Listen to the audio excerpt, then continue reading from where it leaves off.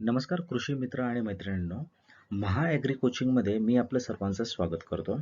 महाॲग्री coaching या पोर्टलवरती आपण कृषी विषयाशी निगडीत ज्या काही सर्व स्पर्धा परीक्षा असतील आणि इतरही परीक्षा असतील त्या संदर्भात आपण वेगवेगळे लेक्चर सिरीज, वेगवेगळे courses, notes, coaching and mentoring programmes आपण आता इथे सुरू करत आहोत.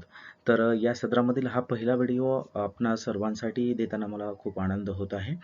तर मित्रांनो, महाराष्ट्र कृषी सेवा ही एक खूप प्रेस्टिजियस परीक्षा आपल्या कृषी विद्यार्थ्यांसाठी मानली जाते.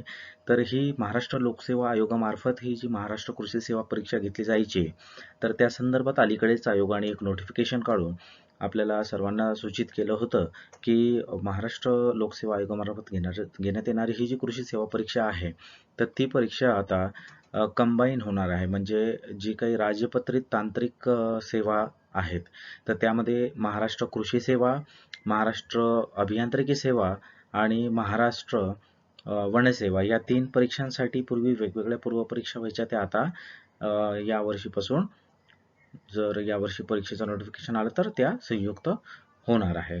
तर संयुक्त पूर्व परीक्षेसाठी हे नोटिफिकेशन आल्याच्या नंतर विद्यार्थी मित्रांमध्ये एक संभ्रम होता की नेमकं याच्या संदर्भात काय परीक्षेचे the scheme of the examination आणि दुसरी गोष्ट म्हणजे द सिलेबस.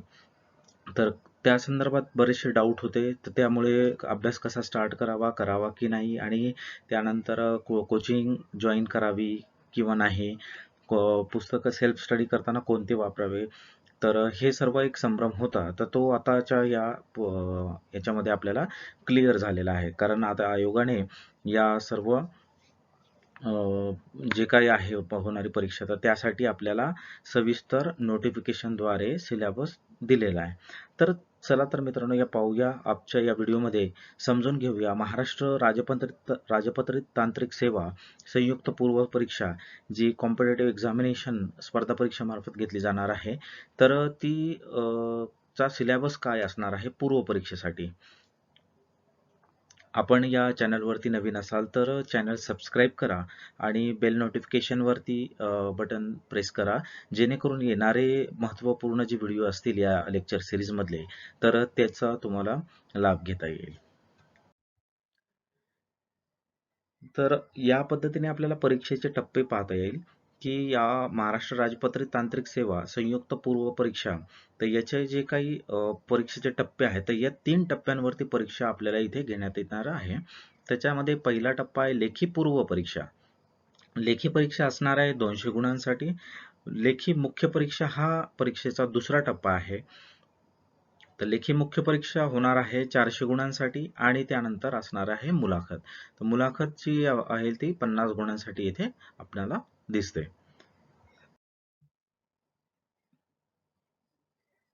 परीक्षा योजनाबद्दल जर पाहिलं आपण, तर आयोगाने जे नवीन नोटिफिकेशन जारी केलेलं आहे 2021 पासून, तर यामध्ये जून 2021 मध्ये, तर यामध्ये आपल्याला दिसते की विषयाचा संकेतांक आहे 014. तर त्यामध्ये 3 घटकांमध्ये आपल्याला पूर्व परीक्षेचा सिलेबस विभागणी केलेला दिसतो. त्यामधील पहिला महत्त्वपूर्ण घटक आहे तो म्हणजे मराठी भाषा, त्यानंतर इंग्रजी आणि तिसरा आहे सामान्य क्षमता चाचणी. या 3 घटकांमध्ये पूर्व परीक्षेचा सिलेबस आपल्याला इन्क्लूड केलेला दिसतो आणि त्याची प्रश्नसंख्या असणार आहे 100 आणि गुण असणार आहेत 200. दर्जा जो असेल तर मराठी या विषयासाठी दर्जा असेल 12वीचा, इंग्रजीसाठी दर्जा असेल पदवीचा आणि सामान्य क्षमता चाचणी यासाठी दर्जा असेल पदवीचा.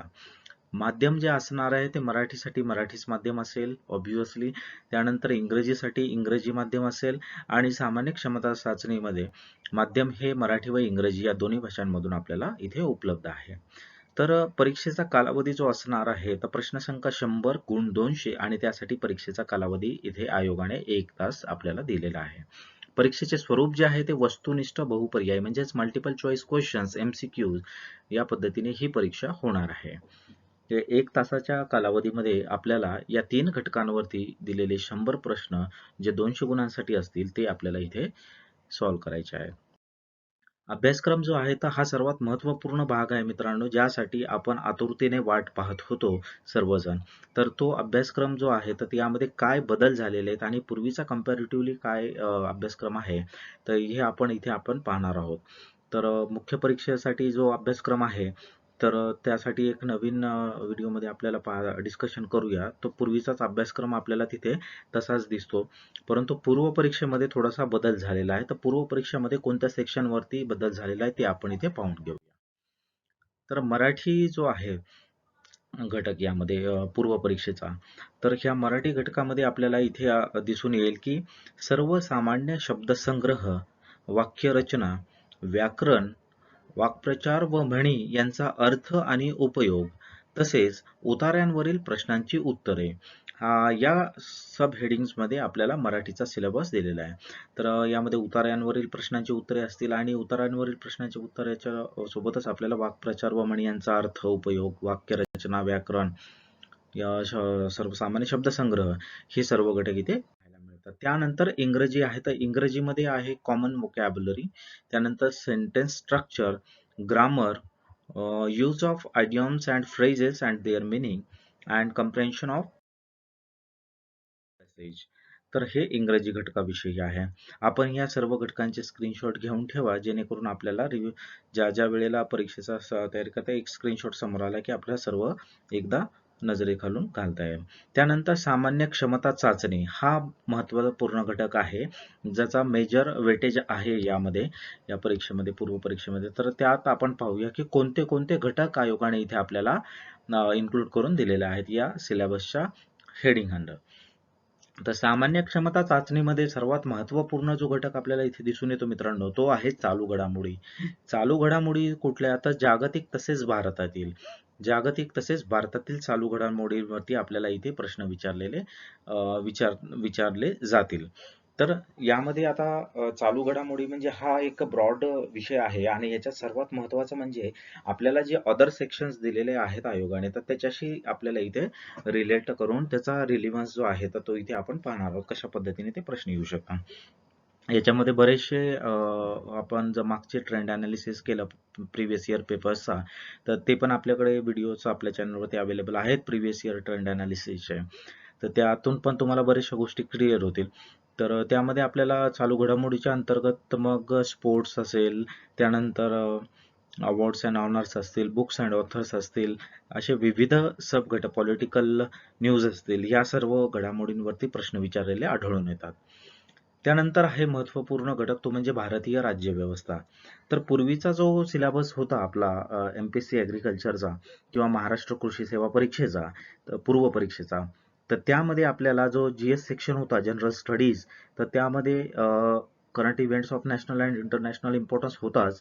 त्यासोबत Indian political system, administration of central and state government, administration of zilla parishad, taluka panchayat, gram panchayat, role of police patil and talathi in village administration हा पूर्वीच्या सिलेबसमध्ये दिला होता. याला प्रिसाईज करून यामध्ये आपल्याला भारतीय अर्थव्यवस्था एवढा आता हा उल्लेख इथे आयोगाने केलेला आढळतो. तर यामध्ये आपल्याला इंडियन कॉन्स्टिट्यूशन असेल आणि त्याच्यामध्ये पंचायती राज व्यवस्था असेल, तर यावरती आता आपल्याला प्रश्न अपेक्षित आहेत. तर म्हणजे हा ब्रॉड आहे, कारण जेवढा स्पेसिफिक मागच्या पूर्वीच्या सिलेबसमध्ये होता सिलेबस, तर तो एक स्पेसिफिक असल्यामुळे आपल्याला थोडंसं डिफाईन करायला सोपं जातं. परंतु आता इथे ब्रॉड याला कॅटेगराईज केलेलं गेलेलं आहे. तर भारतीय राज्यव्यवस्था असल्यामुळे आपल्याला याच्यामध्ये थोडंसं जास्त लक्ष देण्याची गरज आहे. त्यानंतर सामान्य विज्ञान व तंत्रज्ञान हा आपल्याला घटक त्यामध्ये एक आढळतो. तर सामान्य विज्ञान आणि तंत्रज्ञान जो आहे, तर सामान्य विज्ञान आणि तंत्रज्ञान हा सामान्य क्षमता चाचणीच्या अंतर्गतच तिसरा घटक आहे. तर सामान्य विज्ञान व तंत्रज्ञानमध्ये भौतिकशास्त्र, ज्याला आपण फिजिक्स म्हणतो, तर फिजिक्स आहे, रसायनशास्त्र आहे, केमिस्ट्री ज्याला म्हणतो आपण, तर भौतिकशास्त्र, रसायनशास्त्र हे आपल्याला सेपरेटली इथे मेन्शन केलेलं आढळून येईल या घटकामध्ये. त्यानंतर आहे नवीन पार्ट जो ॲड झालेला आहे मित्रांनो, तर हाच सर्वात महत्त्वाचा आहे की तो आपल्याला ज्याबद्दल जाणून घ्यायचं आहे. तर तो रिमोट सेन्सिंग आहे, एरियल अँड ड्रोन फोटोग्राफी आहे, त्यानंतर GIS अँड इट्स ॲप्लिकेशन, आणि इथे आपल्याला बघा ओपन एंडेड ठेवलेला आहे याला. तर यामध्ये GIS अँड इट्स ॲप्लिकेशन आणि इथे ओपन एंडेड करून इथे एटसेट्रा टाकलेलं. तर एटसेट्रामध्ये आपल्याला मग आणखी याच्याशी रिलेटेड जे काही आहे नवीन टेक्नॉलॉजी असेल, अपग्रेडेशन्स असतील, इन्व्हेन्शन्स असतील, इनोव्हेशन्स असतील, तर हे इथे ETC मध्ये त्यानंतर चालू घडामोडी, आणि हा सर्व भाग जो आहे तर आपल्याला इथे चालू घडामोडीची याचा जो रिलेव्हन्स आहे तर तो समजून घेणं खूप गरजेचं आहे. तर हा भाग इथे आपल्याला नवीन आढळतो.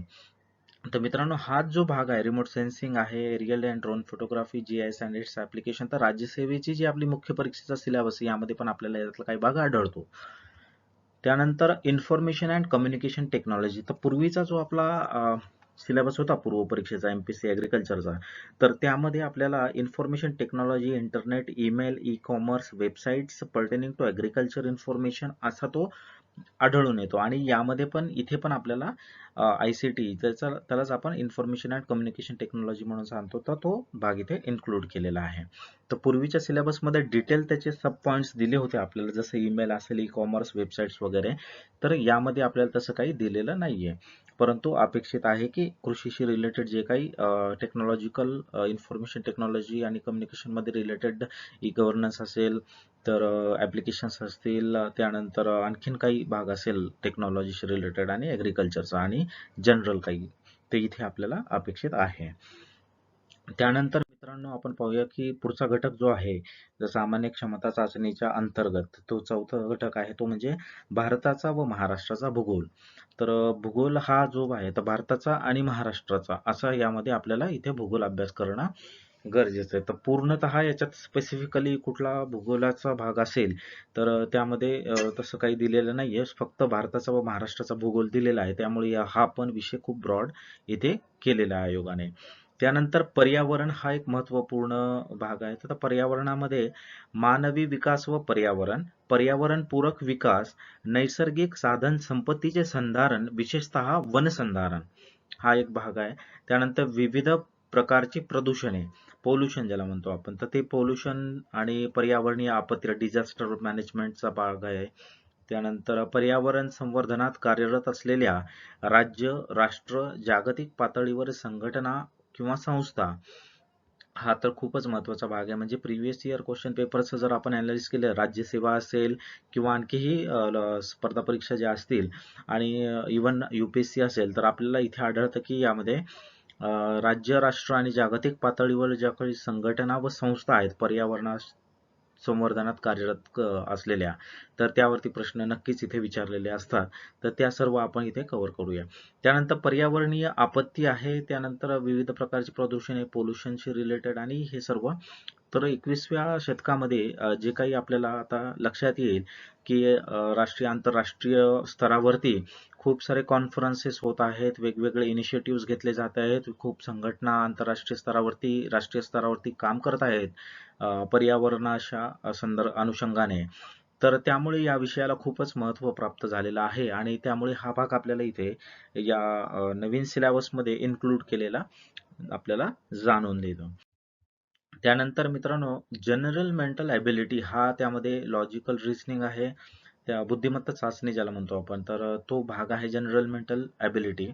तर त्यामध्ये logical reasoning, analytical ability, problem solving आणि बेसिक न्यूमरिसी, तर हे सर्व सेक्शन्स त्यामध्ये आपल्याला कव्हर केले जातील.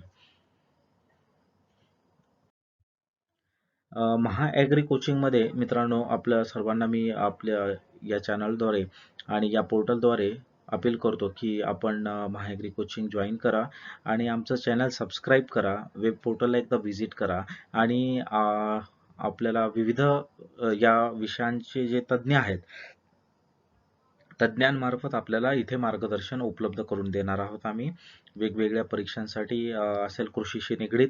तर आपलं जे काही महा ॲग्री कोचिंग या पोर्टलवरती जाऊन तो आणि यूट्यूब चॅनलला जाऊन सबस्क्राईब करा, जेणेकरून आणि बेल नोटिफिकेशनचा आयकॉन इथे प्रेस करा, जेणेकरून तुम्हाला पुढील येणारे जे व्हिडिओज आहेत तर त्यात त्याचे नोटिफिकेशन मिळत राहतील. आमच्याशी संपर्क साधण्यासाठी हा WhatsApp नंबर आहे, इथे फक्त WhatsApp मेसेज करा. त्यानंतर महा ॲग्री कोचिंग MAHAGRICOACHING महा ॲग्री कोचिंग @gmail.com हा आमचा ईमेल ID आहे. हार्ड कॉपी आणि सॉफ्ट कॉपी बुक्स आणि नोट्स अवेलेबल करून देऊ आम्ही तुम्हाला या सर्व विषयांशी रिलेटेड.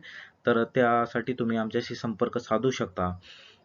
महा ॲग्री कोचिंगचं स्पेलिंग इथे लक्षात घ्या. MAHA महा AGRI ॲग्री coaching.com COACHING.com. तर हे आपले वेब पोर्टलचा ॲड्रेस आहे. तर संपर्कात राहा मित्रांनो. पुढील येणाऱ्या महत्त्वपूर्ण विषयांवरती आपण तुम्हाला अफोर्डेबल कोर्सेस इथे उपलब्ध करून देणार आहोत. विविध तज्ज्ञांमार्फत सर्व सेक्शन इथे कव्हर केले जातील आणि येणारं जे काही आता येणारं जे नोटिफिकेशन असणार आहे ह्या वर्षीच्या परीक्षेचं, तर अपेक्षित आहे की 2021 मध्ये हे नोटिफिकेशन येईल आणि आतापासूनच तयारीला लागा, जेणेकरून आपल्याला नक्कीच ही पोस्ट मिळवता येईल, जी MPSC कृषी सेवा परीक्षेमार्फत घेतली जाणार आहे. धन्यवाद.